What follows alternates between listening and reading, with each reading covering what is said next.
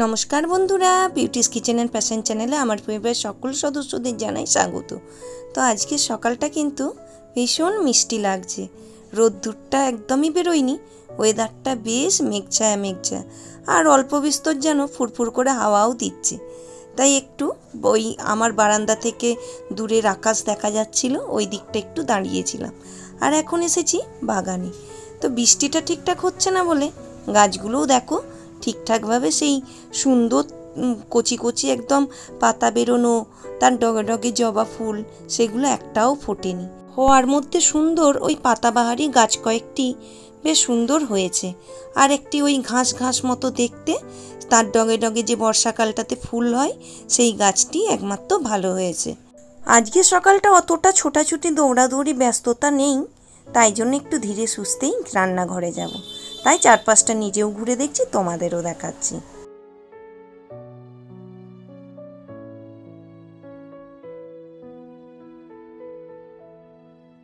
আজকে সকালবেলাটা যেমন অত ব্যস্ততা নেই, তেমন সারাটা দিন কিন্তু ব্যস্ততাতেই চলবে। তবে সকালবেলাটাই বেশ, যখন ব্যস্ততা নেই, চান করে পুজো করে মনটা যখন ফুরফুরেই আছে, এইসব কাজগুলো দিয়েই শুরু করি। আজকে ইন্দ্রজিতের ছুটি নেই, কিন্তু মেয়ের ছুটি আছে। আর আসবে আজকে বাড়িতে ছোটদা আর পিসিমণি। তাই জন্য বাড়িতে লোকজন আসার আগে পুজোটা যদি শেষ করে নিতে পারি, সব থেকে জানি মনে হয় বড় কাজটা শেষ হয়ে গেল। আর এখন ঝুড়ি নিয়ে গেছি, একটুখানি করলা হয়েছে, সেই করলাগুলো তুলে রাখতে। পিসিমণি আসলে ভাবছি একটু দেবো।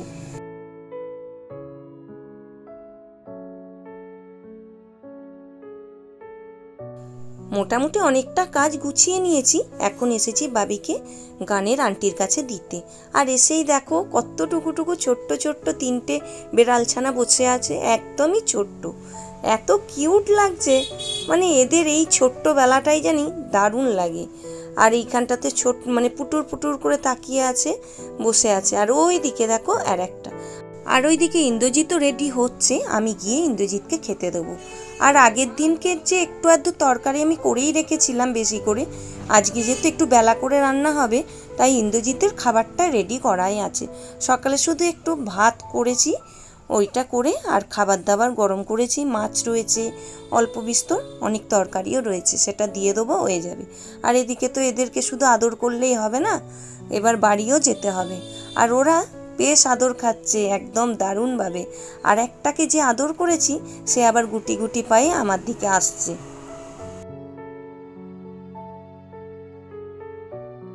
তারপরে আমি আবার ঢুকবো রান্নাঘরে।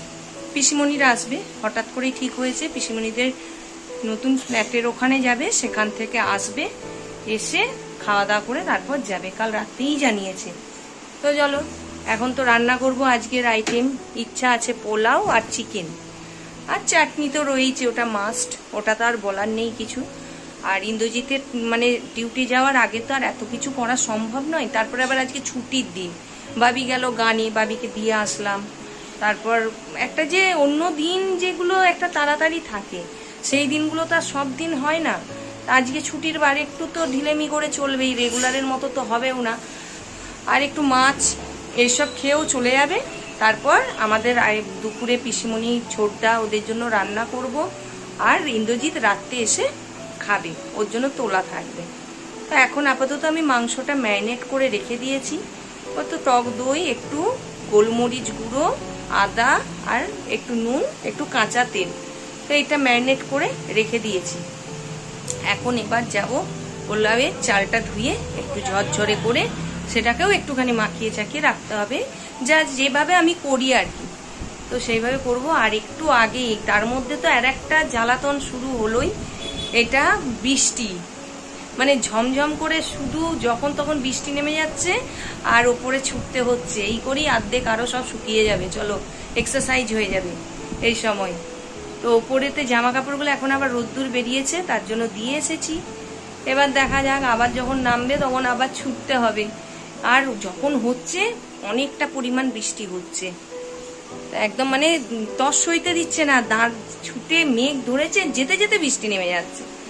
তো চলো, এই তবু গরমটা তো একটুখানিও কমছে না, এত গরম একটুও কমছে না। পর পর সারাদিন এখন রয়েছে। তো দেখতে থাকো ভিডিওটা। তারপর কি কি হয় না হয় তোমাদের সাথে পুরোটাই শেয়ার করব। আর ওইদিকে তো সব কিছু মোটামুটি আমি রেডি করে এসেছি ভাবিকে নিতে। এই 1 ঘন্টার মধ্যে অনেক কাজকর্ম হয়ে গেছে, বাড়ি যাব, জাস্ট কাজ সারবো, মানে রান্না চাপিয়ে দেবো। আর এসেই দেখছি ভাবির জুতোর মধ্যে দুটো দেখো বিড়াল ছানা পুডলি বেঁধে, একটা জুতোর মধ্যে মুখ ঢুকিয়ে দিয়েছে আর একটা তার ঘাড়ে চেপে পড়েছে, আর একটা যাই হোক জায়গা পায়নি বলে দূরে গেছে। তো ভাবিকে আমি নিয়ে এসেছি, এসে এবার রান্নার দিকে তোড়জোড় শুরু করে দিয়েছি। বললাম না মোটামুটি কাজকর্ম অনেকটা গুছিয়ে রেখেছি, যেমন পেঁয়াজগুলোর মানে খোসা টোসা ছাড়িয়ে রেখে দিয়ে গেছি, আর ফ্রিজ থেকে সব মশলা বের করে রেখেই গেছিলাম। আর পেঁয়াজটা কেটে রাখলে কি বলতো, মনে হয় জানি ঝাঁঝটা নষ্ট হয়ে যায়, টাটকা টাটকা কেটে করলে কুচিয়ে সেটা বেশিই ভালো হয়। আর আমি চিকেনটা বেশিরভাগটাই এই পেঁয়াজ কুচিয়েই করি, এতে স্বাদটা বেশ ভালোই হয়। আর জানো কিছুদিন আগে সেই পিসিমণি আমাদের বাড়িতে এসেছিল, তখন পোলাও আর মাংস আমার হাতে খেয়েছিল, ভীষণই ভালো লেগেছিল পিসিমণির। তাই পিসিমণি বলেও ছিল যে যখন ছোটদা আসবে তখন একদিন যেন করে খাওয়ায়। তাই ছোটদাকে তো সবসময় সত্যি কথা পাওয়া যায় না, মানে অফিসের কাজে বলো আর বলো নানা রকমের ব্যস্ততা থাকে, আর তাই যখন আসে পিসিমণিকে নেয় চলে যায়। তাই আজকে যেমন সেই সুযোগ পেয়েছি, না খাইয়ে কি আর ছাড়া যায় দুপুরবেলা, তাই আজকে ভেবেছি একটু পোলাও আর সেই চিকেন কষাটাই করে আর নিজেরও মনের ইচ্ছাটা পূরণ করি। চলো তাড়াতাড়ি, এই দেখো না কেমন মেঘ ধরেছে, যে এক্ষুনি বৃষ্টি আসলো বলে। চলো, ছাদ ভর্তি দেখো একবার জামা কাপড়, এই দেখো সব জল ঝরে গেছে শুকনো, দেখছো? এগুলো যদি ভিজে যায় তাহলে কি মন খারাপটাই লাগবে। আর নিচে রান্না করছি, খেয়ালও রাখতে পারবো না। এখন একটুখানি হালকা কাজকর্ম রয়েছে, চিকেনটা বসিয়ে দিয়ে ঢাকা দিয়ে চলে এসেছি। জলটাল দিইনি, কষা সবে হয়েছে, কড়াইয়ে সবে দিয়েছি। এক্ষুনি যদি এক বসলে এসে যায় সব জামা কাপড় একদম ভেস্তে যায়। হাঁপিয়ে গেছি, এই ওপর আর নিচ এই করতে করতেই ব্যাস সব কিছু শেষ হয়ে যাচ্ছে টাইম। ওহ, আর পারি না। দেখেছো মেঘটা কেমন অন্ধকার হয়েছে? এই দেখো, এই দেখো অন্ধকার ঘুটঘুটে হয়ে এসছে। দরকার অল্পই থাকতে থাকতে আর জামা কাপড়গুলো তুলে নি, তা না হলে তখন ভিজে যাব। আমিও ভিজবো, জামা কাপড়গুলোও ভিজবে, কিচ্ছু হবে না। চলো এখানে জড়ো করা থাক, তারপরে যখন আবার আসবো পরে রান্নাটা সেরে তখন আবার জামা কাপড়গুলোকে শুকোতে দেবো। সকালবেলায় দেখো পাট করে রেখেছি। চলো, অন্ধকার হয়ে আসছে, এবার তো নামবেই একবার। চলো এখন টাটা।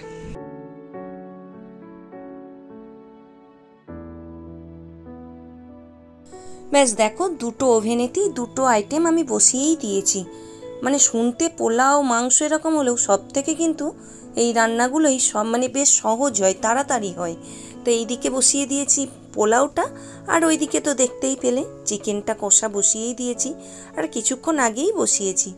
তা অল্প আমি ঢিমে আছে করি, তাই জন্য ওটাও হচ্ছে এটাও করা যাচ্ছে। ব্যাস পোলাওটাতে জল দিয়ে দিয়েছি, এবার ঢিমে আছে করে দিই। ব্যাস আমার তো রান্না বান্না সব হয়ে গেছে, কিছুক্ষণ পর তোমাদের দেখাচ্ছি। আর দেখো রান্না বান্না হয়ে গেলেই না মনে হয় জানি কতক্ষণে রান্নাঘরটা পরিষ্কার করে ফেলবো।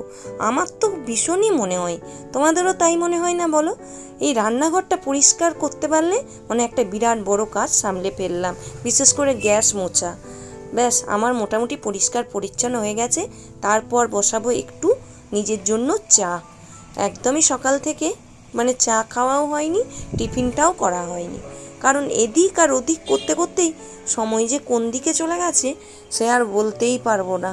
আর পিসিমণিরাও এখনও আসেনি, তাই জন্য ভাবলাম হাতে যখন সময় আছে 1 কাপ চা বসিয়ে নিজের জন্য টাইম বের করে নিই। আর এই জানলাটা দিয়ে এত সুন্দর ফুরফুরে হাওয়া দিচ্ছে, বেশ দারুণ লাগছে। আর দেখো ভেন্ডি গাছগুলো কত লম্বা হয়েছে।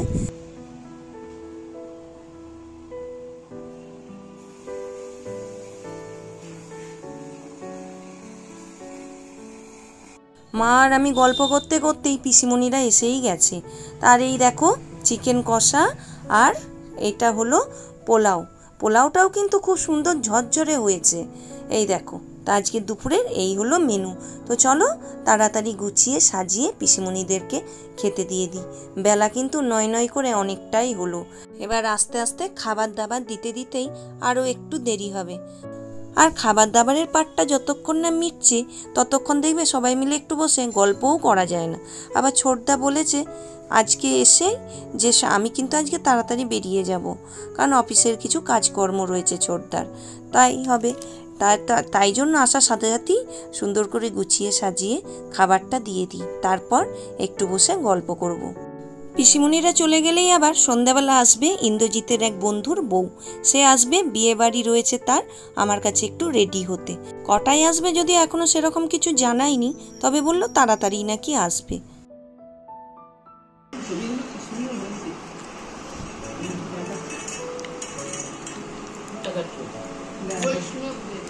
বৈষ্ণব দেবীর মন্দিরের আমরা কাশ্মীর গেছিলাম, বৈষ্ণব দেবী দেখেছি।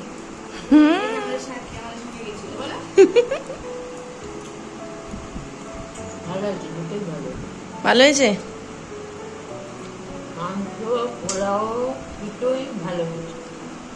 আবার কি আমি রেঁধে যাক ভালো লেগেছে, এটাই আনন্দের। আর আমি রান্না করে তাহলে মানে তৃপ্তি হলো, খেয়ে তৃপ্তি পেলেই তো রান্না যে করে তার তৃপ্তি।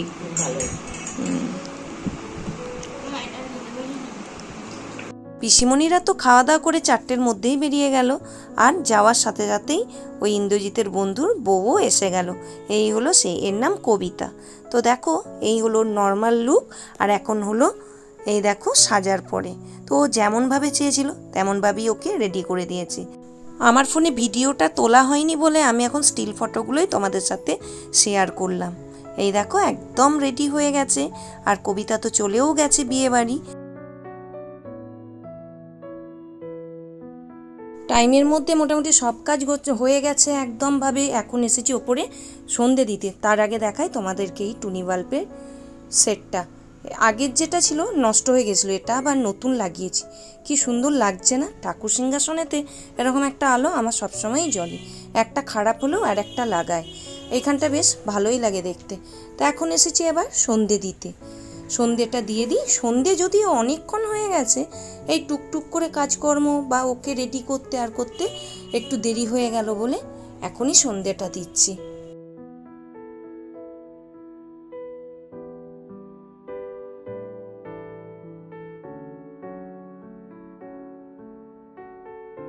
আর এই হলো সেই সুন্দর গোপুসোনার খাট বিছানা।